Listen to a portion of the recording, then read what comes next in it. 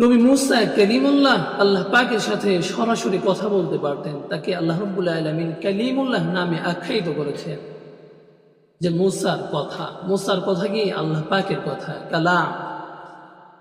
সেই মুসা তুর পাহাড়ে যেতেন এবং আল্লাহ পাকের সাথে ডিরেক্টলি কথা বলতেন।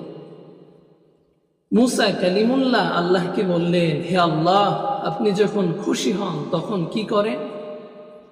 আল্লাহ রাব্বুল আলামিন মুসা কালিমুল্লাহর প্রশ্নের জবাবে বললেন, শোনো মুসা, আমি যখন খুশি হই তখন আমি দুনিয়ার মধ্যে বৃষ্টি বর্ষণ করি, রহমতের বৃষ্টি, যে বৃষ্টি থেকে নাফিয়া উপকার লাভ করে।